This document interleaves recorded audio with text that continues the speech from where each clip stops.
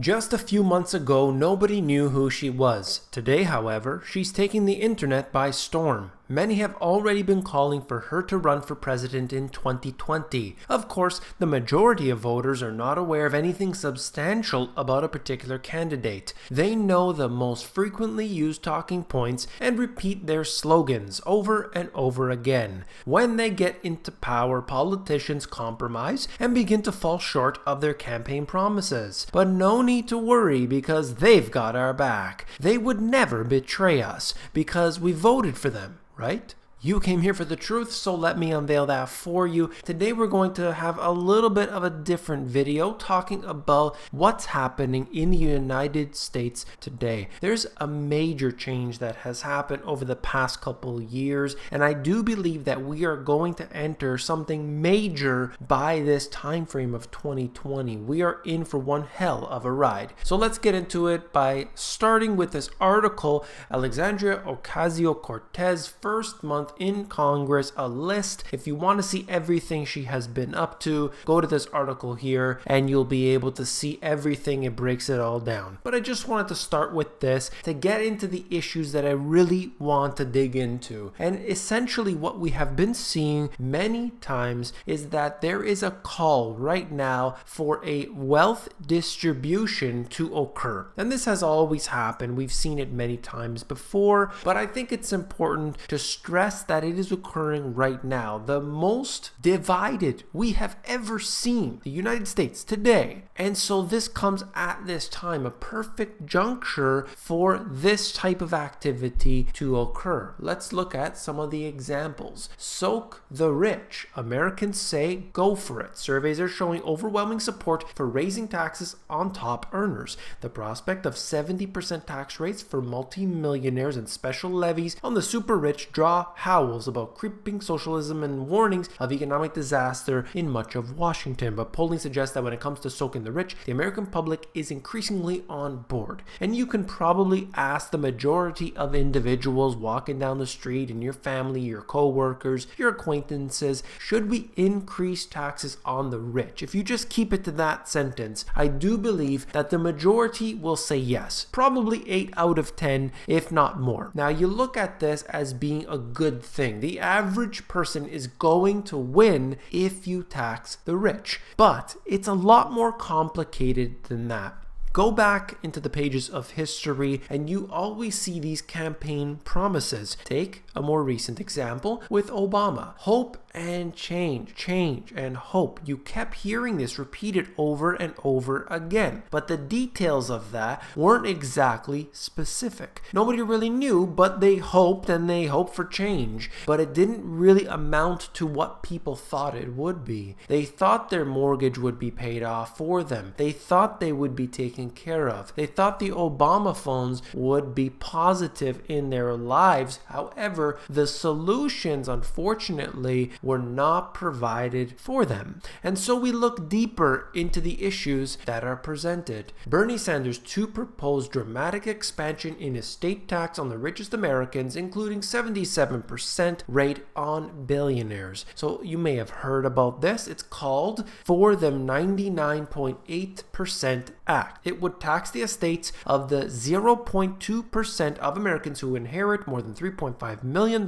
while the rest of the country would not see their taxes go up by 1 penny under this plan. Okay, so that's what we're looking at here. And of course, you saw the Congresswoman Omar who said, hey, we should have done this as high as 90%. Let's go with that. And there's more detail in this article, but regardless, I don't want to get into that. I just simply want to mention the fact that we are seeing many calls that are happening today for increasing taxes on the rich. And like I said, the majority of people probably agree with that.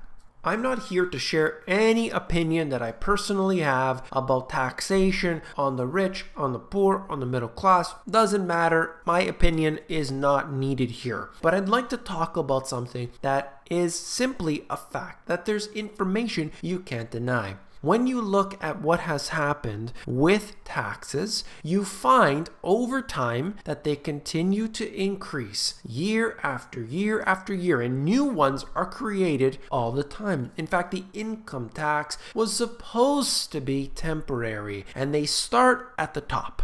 They always do this. Let's begin by taxing the rich people. They need to pay for this situation or that shortfall. We're just going to tax the rich, the top bracket, and then it moves to the next bracket. And then there's a crisis. Okay, well, everybody's got to pay, but it's only for a short period of time. Don't worry. And you're going to be paying the lowest of that bracket, so it's not going to be so much for you, but pay your fair share and it will be okay, and so on and so forth. So we hear about this in history happening so many times before. Then you have new things like the carbon taxes. You have other taxation that ends up on corporations. You have taxes on personal income. You have all different taxes for every different activity that you do. And no matter what happens, it never seems to fill the gap.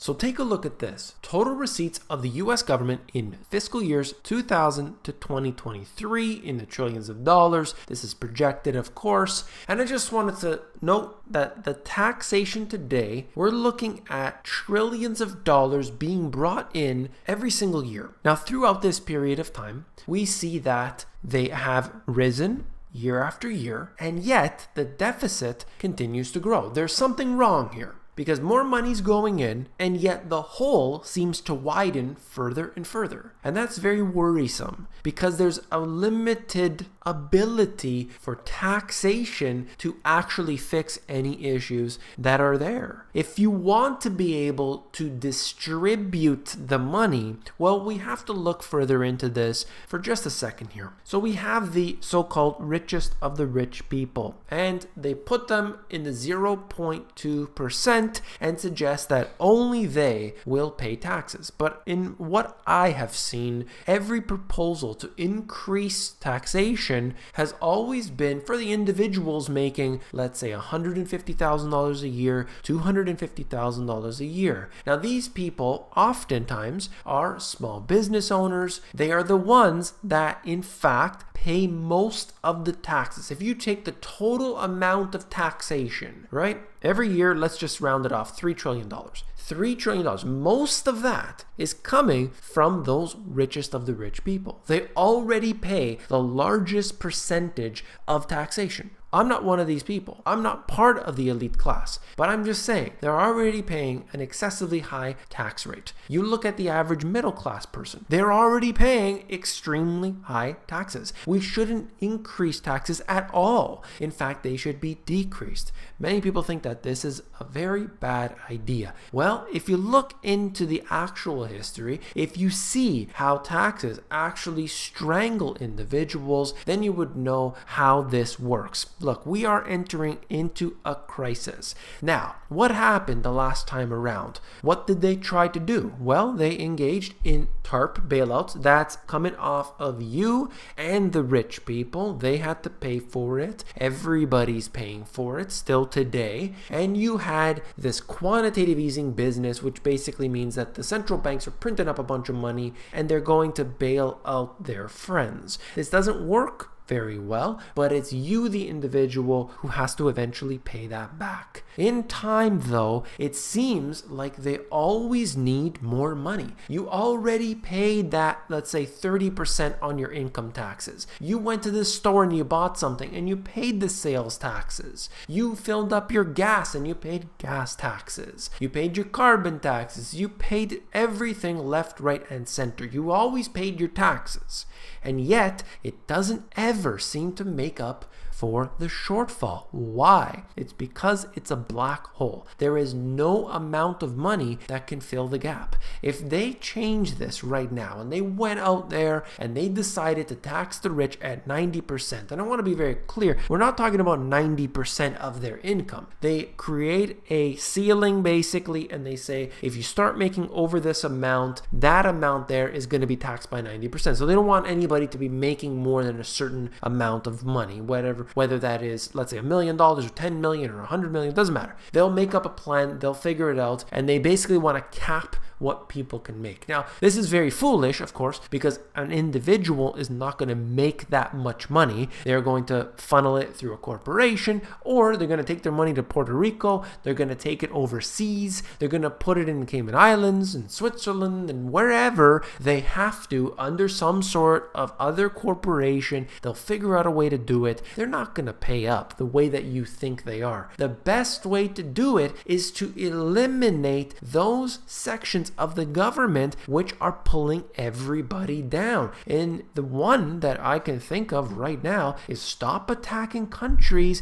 that you have no idea where they are on the map. If I called them out, you can't even pinpoint them, and all you want to do is eliminate them. This is not ever going to be a solution. People are out of their minds in this case. There's so much money being wasted today. You don't need to even increase the taxes. You just need to stop spending it wastefully. That's what they do. There's so much waste today, and that's my whole point. It is a rant, I know, but I wanted to touch on a few things to make myself very clear about the way that things stand. This is not my opinion here. I'm looking into the actual statistics. You may say tax the rich, and that's fine. That's your opinion. Look, I think that's probably going to happen. They're probably going to go ahead and do that. And then you'll have these rich people that simply take their money, they move it to a place like Puerto Rico, they move it to a place overseas and offshore, and the government will not see that income, but it doesn't matter because people will be satisfied. And that's what it comes down to. Individuals want that satisfaction. Well, I got some news for you. Your jobs today are being replaced. Robot that thinks for itself from scratch brings forward rise the self-aware machines. What this is talking about in this article here, and the next one I'll show you, is basically a machine that learns on its own. It's very crazy. What they did was they turned it on with no knowledge whatsoever, and then it starts spinning in a circle, and then it starts learning how to move up and down, and then it figures out through trial and error how to operate itself. So they're really advancing very quickly with no prior knowledge, with no previous programming into it, that it can be able to move itself around, figure it out, and actually learn. And that connects in with this. Scientists invent self-aware robot that operates on its own and able to repair itself. Well, this is pretty interesting if you've seen that. White-collar robots are coming for your jobs. This is the way it works. In this case here, this artificial intelligence, or whatever you want to call it, basically you can communicate with this virtual assistant that can memorize a 300-page manual in 30 seconds, speak 20 languages, and handle thousands of calls simultaneously.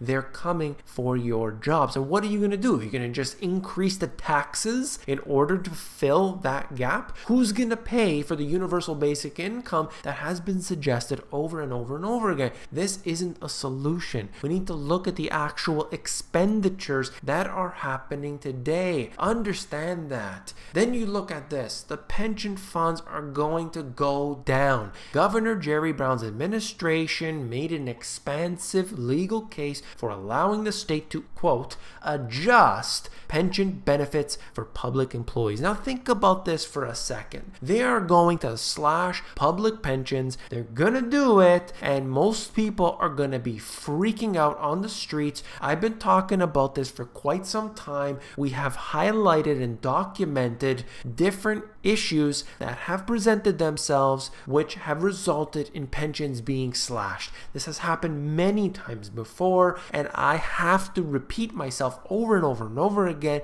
This is going to happen, and all that people want to know is, when am I getting my paycheck? You know, we've got a very big problem today, and that really is highlighted with this. Everything I've talked about, the solution is always increased taxation, but it doesn't ever fix the problem. Why don't we look through the government and see which departments are unnecessary, which ones don't need as much funding, and which ones can be actually completely eliminated and forgiven for even existing, like spying on your phone calls. How about that? Billions of dollars every single year to spy on your phone calls, emails, and transmissions that you make. What about going to the airport and getting groped every single day. Why doesn't the government allow for competition? This is a problem. Without having competition, you're always going to get to pay the highest possible price. Look around to the areas that are constantly pushing a system which is just going to squeeze and constrict you every single day. It is bound to fail. That's all for this video. If you found it informative, please give me a thumbs up. When you give me a thumbs up, you're supporting this channel, so I do appreciate that. If you disagree with me, then have an opinion. Give me a thumbs down if you disagree, you hated it, and put your comments below. But remember, you have to give me facts. I talked about statistically how things are working. I'm showing you here, and I don't want to see the opinions that are often really heated, battles that happen back and forth, and nothing constructive comes out of it. We need to fix the problems that we have. So if you found this informative, I know you'll find my books even more informative. You can actually flip through them at Amazon. There's a link in the description if you want to check those out. And if you want the audiobook, that's available at themoneygps.com.